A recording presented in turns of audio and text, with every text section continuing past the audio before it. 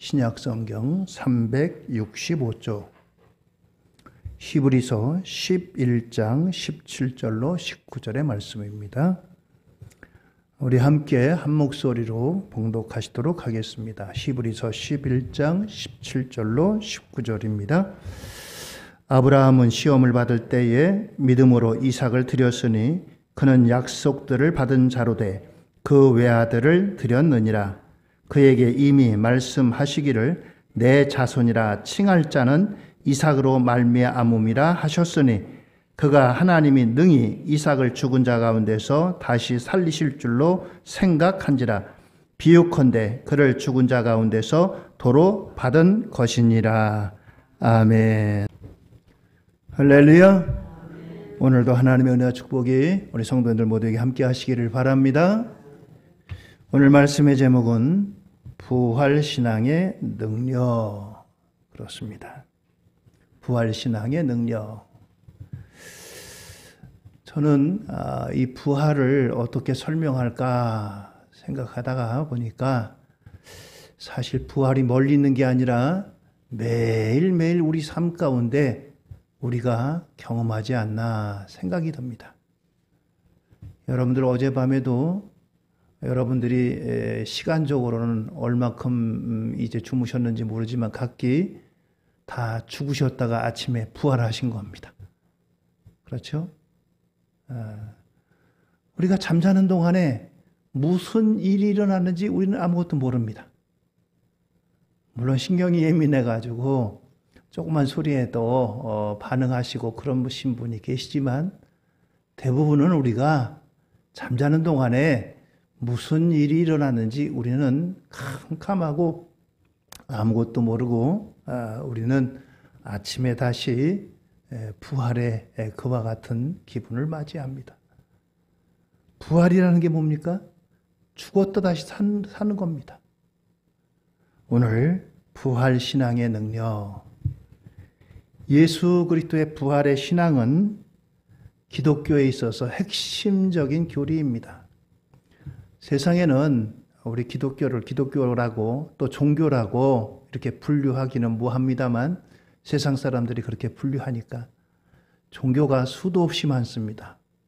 그런데 이 대부분의 종교는 거의 무덤을 이야기하고 무덤을 자랑합니다. 그래서 그들이 말하는 그들의 성지회를 가면은 반드시 무덤이 포함되어 있어요. 그래서 무덤을 자랑하고 또 그리고 여러 가지 이제 무덤과 관련되고 죽은 것과 관련된 이런 것들을 이야기합니다. 그러나 우리 기독교는 무덤이 없습니다. 빈 무덤입니다. 그것이 우리의 자랑이고 또한 능력이기도 한 것입니다.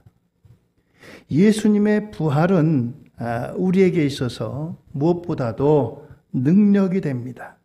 힘이 되고요. 오늘 우리에게 이 부활의 능력, 오늘 통해서 저와 여러분들이 부활의 능력으로 승리하고 부활의 능력 주시는 주님을 통해서 이 땅에서 힘있게 승리하며 살아가는 우리 모든 성도님들이 되기를 주의 이름으로 축원드립니다. 고린도전서 15장 20절은 이렇게 말씀합니다.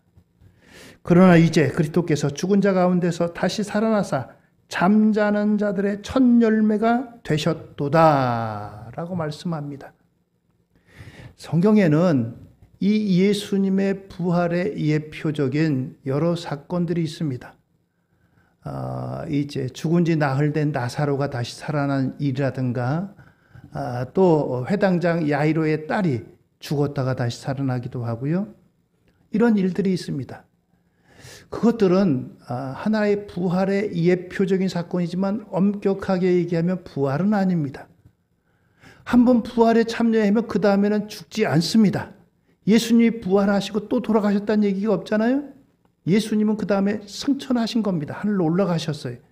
그런데 나사로라든가 죽었다가 다시 살아난 그들은 다시 살아났지만 아마 얼마 안 가서 또 이제 수명이 다해서 아니면 뭐 어떤 또 병으로 들었든지 하여튼 그들 다 죽었을 겁니다. 엄격하게 말해서 부활과는 좀 이제 대비되는 그와 같은 사건들입니다. 죽은 자가 이렇게 살아난다. 예수님의 부활을 미리 앞서서 보여주면서 진정한 부활과는 좀 차이나는 그러한 부활적인 사건들입니다. 그런데 예수님은 부활하시고 죽음을 보지 않고 하늘로 승천하신 분이에요. 오늘 우리에게 말씀하시기를 예수님이 죽은 자 가운데 살아나서 잠자는 자들은 죽은 자를 말합니다. 죽은 자들의 첫 열매가 되셨도다 라고 합니다.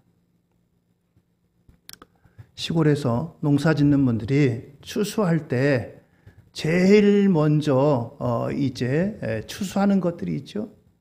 이 추수하는 것들이 있게 되면은 이 제일 먼저 추수한 것으로 끝나는 것이 아니라 그때부터 추수가 시작돼 가지고 제일 먼저 추수한 그와 같은 수확물들을 거두게 됩니다. 이것처럼 예수님이 부활하신 부활의 첫 사건, 첫 열매가 되시고 우리 믿는 자들도 이 예수님과 같이 부활에 참여하고 우리도 그 부활에 이제 동참하게 될 것이다 라고 하는 것입니다. 고린도전서 15장 51절과 52절의 말씀입니다. 보라 내가 너희에게 비밀을 말하노니 우리가 다 잠잘 것이 아니요 마지막 나팔의 순식간에 호련히 다 변화되리니 나팔 소리가 나매 죽은 자들이 썩지 아니할 것으로 다시 살아나고 우리도 변화되리라. 그렇습니다. 언제 우리가 부활에 참여하느냐? 예수님이 다시 오실 재림의 때에 하늘에서 천사들이 나팔을 붑니다. 그때에 우리가 이 예수님의 부활에 참여한다는 것이에요. 또 데살로니가전서 4장 16절과 17절의 말씀입니다.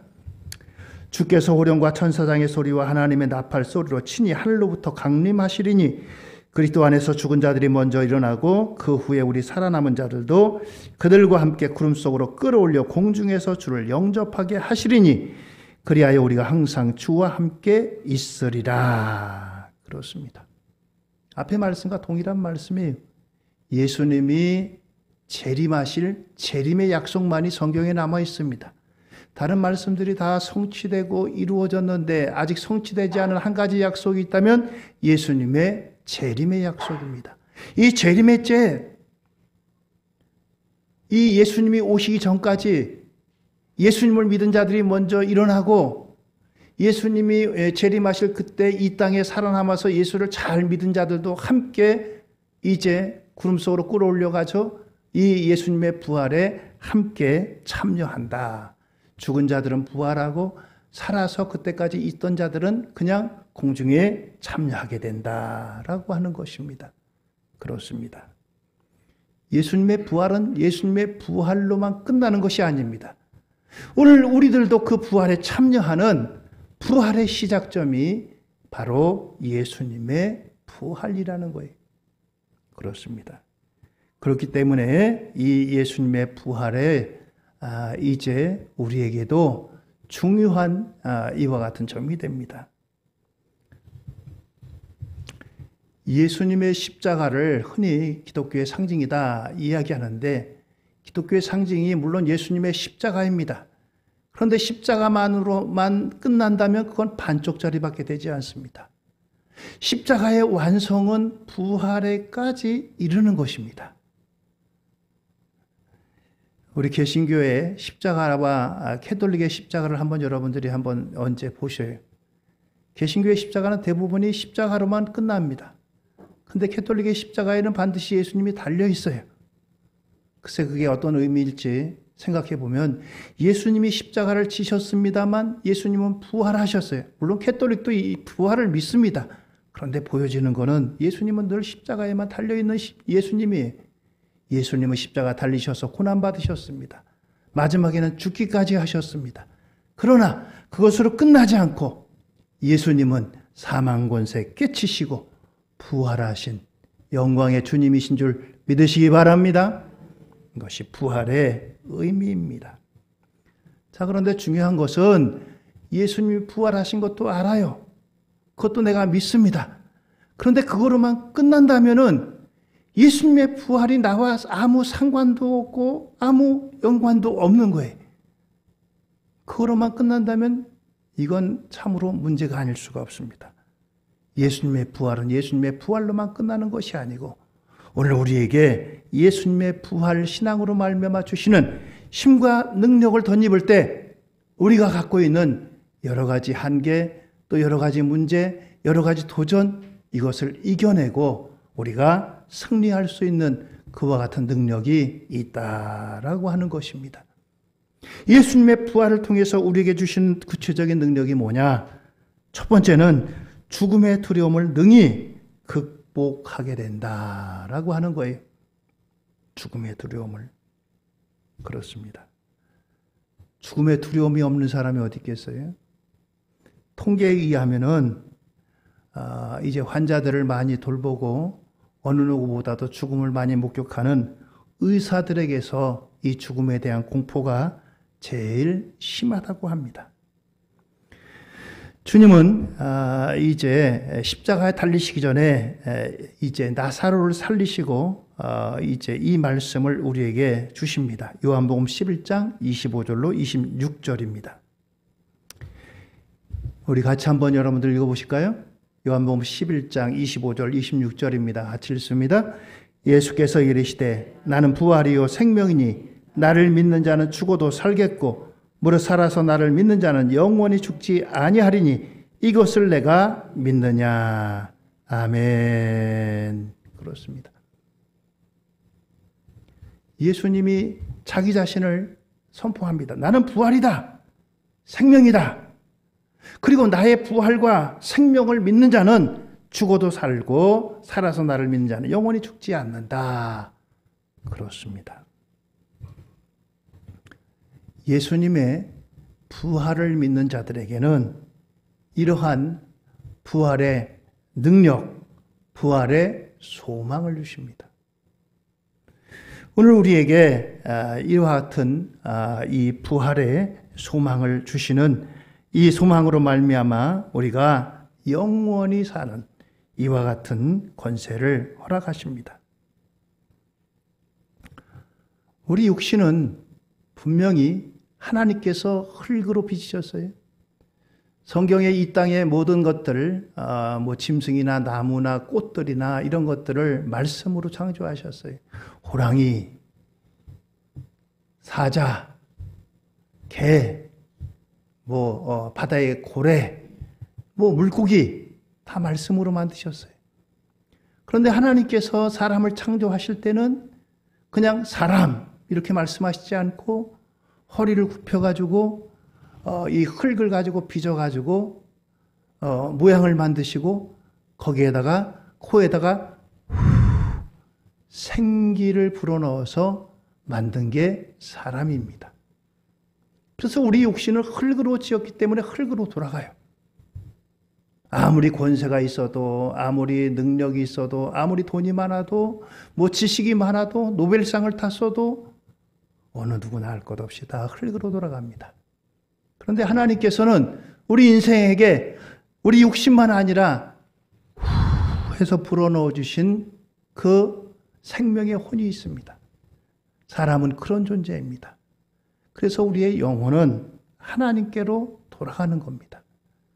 오늘 우리가 이제 육신은 흙으로 돌아가지만 우리의 영혼은 영원히 살고 주님 다시 오실 때 죽은 자들이 다시 부활하고 살은 자들이 그 뒤를 따르는 이와 같은 부활에 참여하게 된다라고 하는 것입니다. 그렇습니다. 오늘 우리에게 바로 이 소망을 주시고 우리에게 이제 이 부활의 이와 같은 것들을 말씀해 주시는 분입니다. C.S. 루이스라고 하는 사람은 철저하게 무신론자세요. 주일이면 성경책 들고 교회 가는 사람들을 비웃었습니다. 그런데 이 C.S. 루이스라고 하는 사람이 도대체 저들을 어떻게 하면 저 미련한 것을, 저 어리석은 것을 깨뜨릴까? 그래, 내가 한번 성경을 연구해보자. 성경을 연구해가지고 이 성경이 이렇게 잘못되고 또 이제 오류가 있는 것을 저들에게 알리자 해가지고 성경을 읽고 연구하고 그러다가 무릎을 꿇었어요. 아, 성경은 진리 말씀이구나. 하나님 말씀이구나. 생명이구나. 이거를 깨달았습니다. 그래서 그가 이렇게 얘기합니다. 예수님의 최대의 업적은 그분의 부활 메시지를 선포하신 거, 또 그 메시지대로 다시 사신 것이다 라고 했습니다. 예수님의 최대의 업적은 부활하신 겁니다. 부활로 말미암아 우리에게 소망을 주신 겁니다. 이처럼 부활이요 생명이신 예수 그리스도를 믿음으로 말미암아 부활과 생명을 자신의 것으로 소유하게 된 사람들에게 죽음은 결코 끝이 아니고 마지막이 아닌 것입니다. 우리나라 사람들이 장례 치를 때 보면 거의 대부분들이 그러잖아요.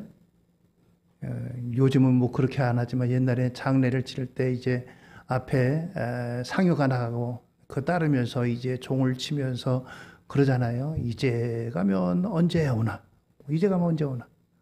못 온다 이거예요. 끝이라는 거예요. 그러나 성경은 끝이 아니라는 겁니다. 다시 부활할 때가 있다는 거예요. 부활에 참여한다는 겁니다. 그렇습니다. 오늘 이와 같이 이러한 이제 부활에 대한 말씀으로 우리에게 소망을 주십니다. 부활 신앙을 가진 사람은 죽음을 두려워하지 않고 죽음 앞에서도 담대한 삶을 살게 됩니다. 오늘 여러분들, 우리는 분명히 사람에게 정한 것은, 한 번 죽는 것은 하나님께서 정하신 이치라고 말씀했어요. 죽지 않을 사람은 없습니다. 젊은 사람도요, 건강한 사람도요, 분명하게 기억해야 돼요. 난 젊었으니까, 아직 어리니까, 나는 건강하니까 천만에요. 우리에게 마지막 날이 언젠가는 오게 됩니다. 그러나 우리에게 이 죽음에 대해서, 죽음은 누구나 다 매일같이 잠잘 때처럼 자연스럽게 맞이하는 현상이에요. 그러나 우린 죽음 너머에 있는 그 부활의 소망을 갖게 되는 겁니다. 우리 다시 부활할 그와 같은 소망을 가지고 담대하게 그 앞에 서는 겁니다.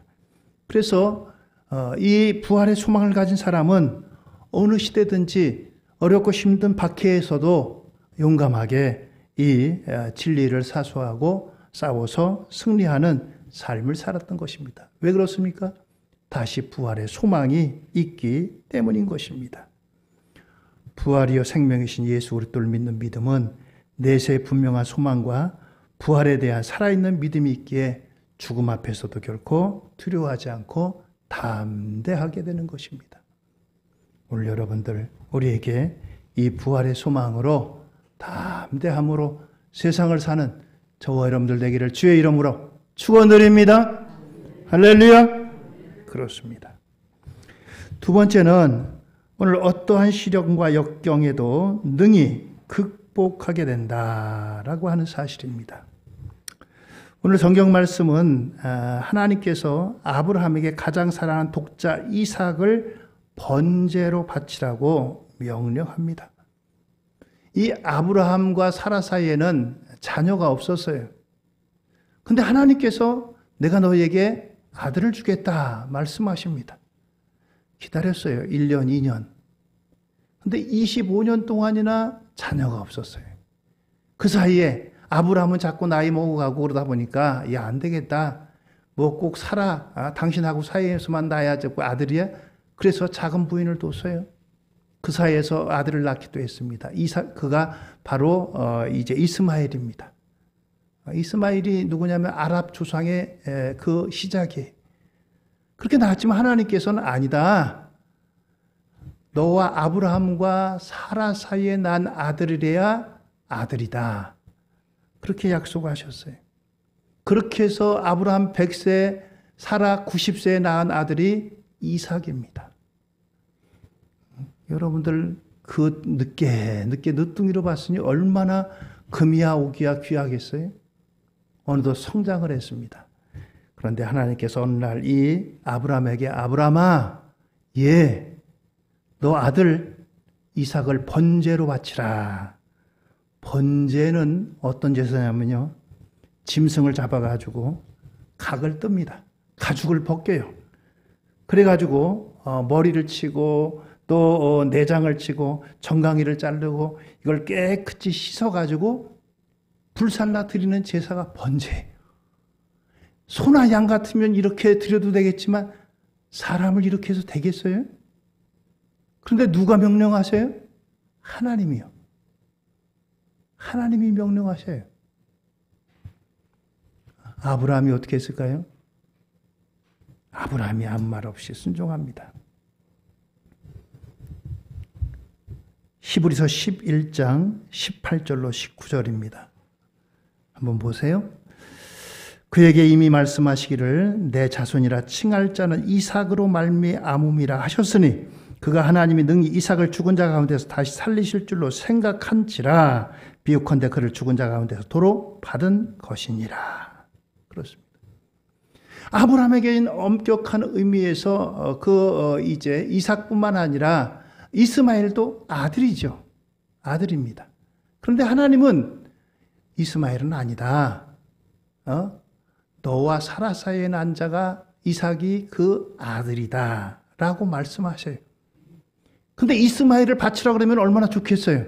비록 아들이지만 그런데 이스마엘이 아니고 이삭을 바치라는 거예요. 이삭을 바치라는 거예요. 아브라함이 이삭을 바치라고 하는 이 말씀에 순종할 수 있는 이유가 바로 19절에 능히 이삭을 죽은 자 가운데 다시 살리실 줄로 생각한지라. 하나님이 내가 이삭을 잡아가지고 말씀대로 번제로 드려서 하나님 앞에 제물로 드려요. 이게 죽어요, 살아요? 죽잖아요. 근데 이 아브라함에게는 하나님이 그래도 이 아들을 다시 살려주실 거야 라고 하는 부활 신앙이 있었다는 거예요. 우리는 예수님의 부활 사건을 통해서 부활 신앙을 접하지만 이 아브라함은 부활 신앙을 접한 적도 없는 사람입니다. 그런데도 불구하고 그는 이제 부활 신앙으로 하나님이 이 아들을 살려주실 것을 믿는 그 믿음을 갖고 말씀에 순종해서 이와 같이 순종하는 것입니다. 그렇습니다. 오늘 이처럼 아브라함은 일찍이 이 부활 신앙을 가진 사람이 아브라함이 믿음의 조상이 된 것은 물론 하나님의 말씀에 따라서 본토, 친척, 아비집을 떠나 하나님께서 지시하는 땅으로 간 것이 이제 결정적이지만 그것뿐만 아니라 이 아브라함이 다른 사람이 갖지 않은 부활 신앙을 가졌다는 거예요.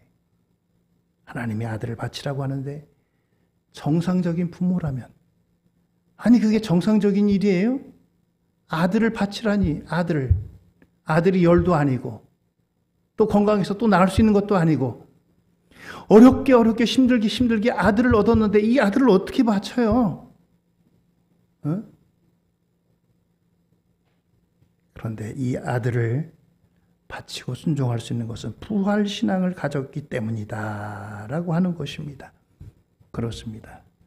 이 부활 신앙은 이처럼 우리에게 엄청난 시련, 엄청난 도전, 엄청난 이 어려움 이것을 넉넉히 이길 수 있게 하는 그러한 신앙의 능력이 된다라고 하는 것입니다. 그렇습니다. 부활 신앙이 우리에게 주는 것은 단순히 나도 예수님과 같이 부활에 참여한다 라고 하는 것으로 끝나는 것이 아니라 우리에게 이런 시련, 이런 도전 이와 같은 것들을 넉넉히 이기는 힘이 되고 능력이 된다라고 하는 것입니다. 그렇습니다. 오늘 여러분들 우리의 신앙이 머릿속의 신앙으로만 끝나면 아무 능력이 없습니다. 나는 예수님이 나를 위해 십자가 달려 돌아가신 걸 믿어. 예수님이 다시 3일 만에 부활하신 것을 믿어. 머릿속에 관념적인 신앙이. 근데 이것이 이거로만 끝나다면 무슨 소용이 있겠어요? 그것을 믿는 믿음으로 하나님께서 주시는 능력을 덧입어야 돼요. 담대하게 나갈 수 있는 죽음을 극복하고 죽음을 이제 담대하게 설 수 있는 그 믿음.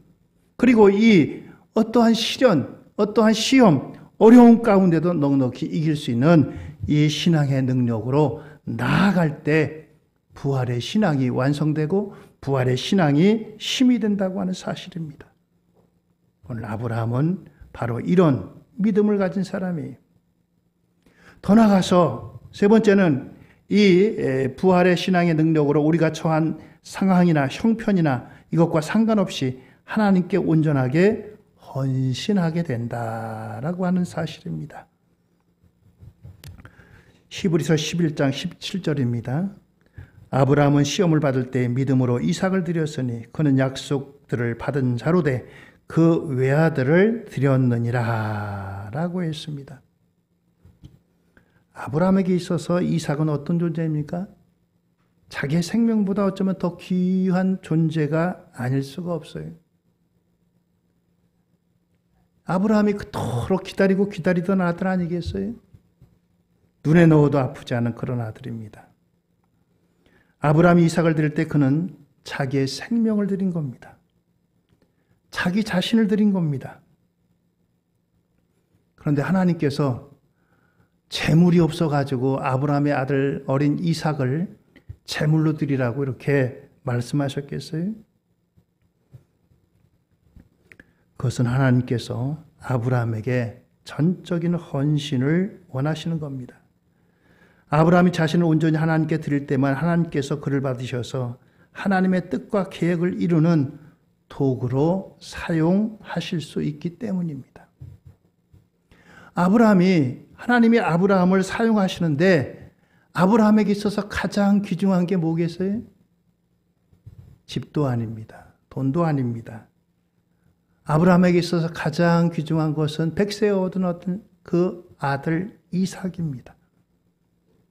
가장 귀한 것을 드리는 것을 통해서 하나님께서 이 테스트에 아브라함을 통과시키고 합격시킨 거예요. 여러분들 언젠가 제가 드린 말씀이 있습니다. 하나님이 하시는 것은 테스트 시험입니다. 마귀가 하는 것은 유혹이고요. 그것은 하나님의 테스트요 시험이었습니다. 아브라함이 통과를 했어요. 아브라함의 가장 귀히 여기는 것을 하나님께서 보셨던 거예요.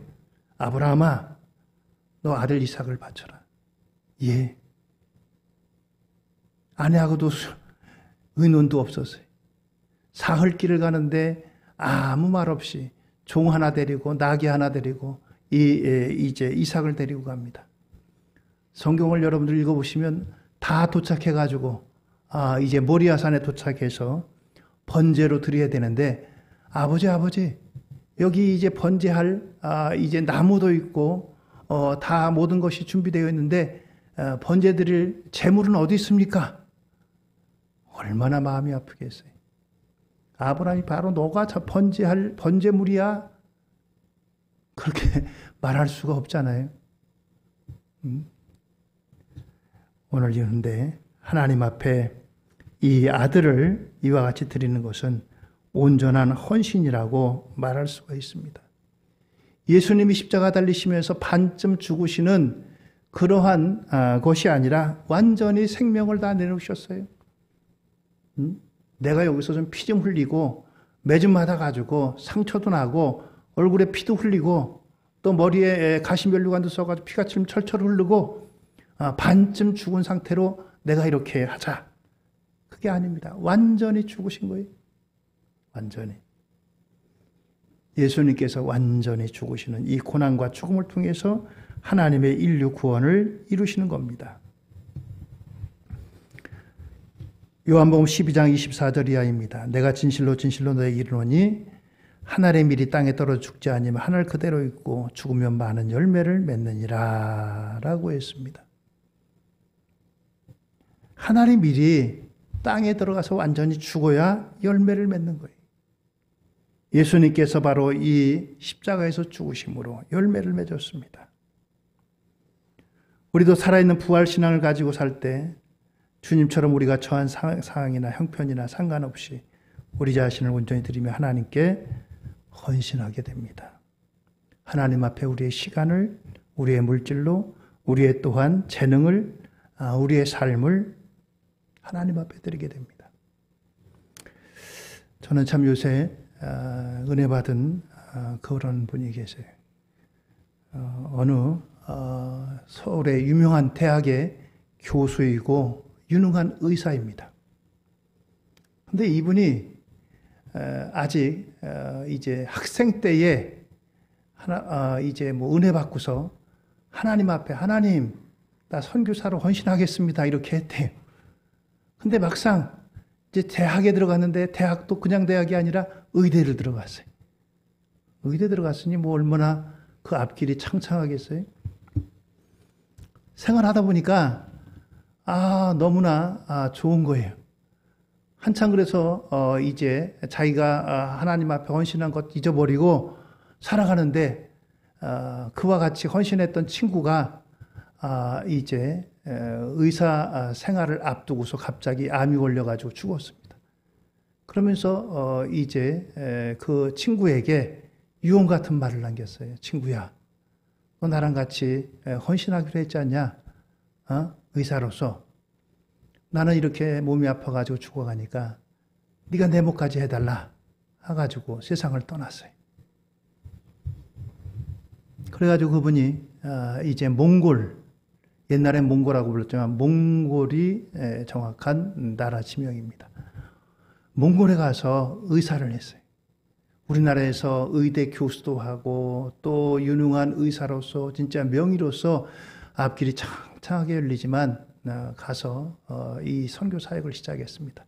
그의 아내도 의사예요.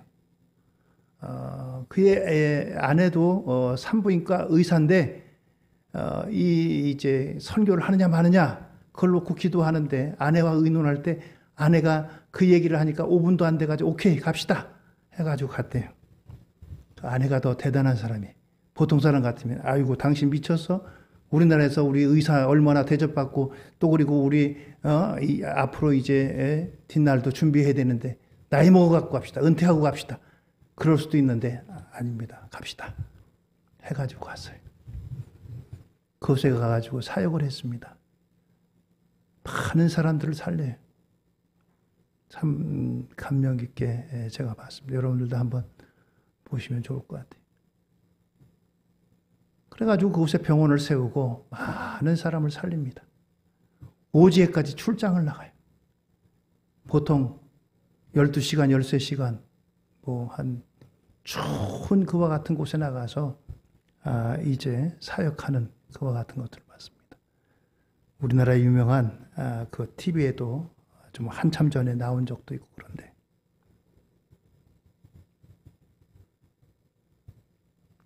부활의 헌신이 그렇습니다.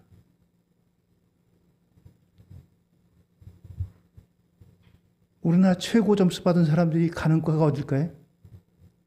다 의대입니다. 의대. 예? 그만큼 존경받고 돈 잘 벌고 그러니까 뭐 다 그렇잖아요. 참 존경스럽고 그렇게 됐어요.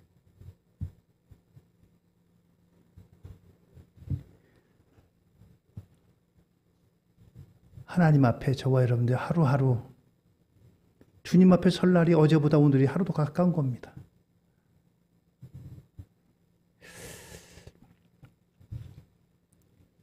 오늘 이 부활신앙은 이와 같이 죽음을 극복할 뿐만 아니라 현세의 어려움을 능히 이겨낼 뿐만 아니라 또 하나님 앞에 헌신하는 이러한 능력이 됩니다.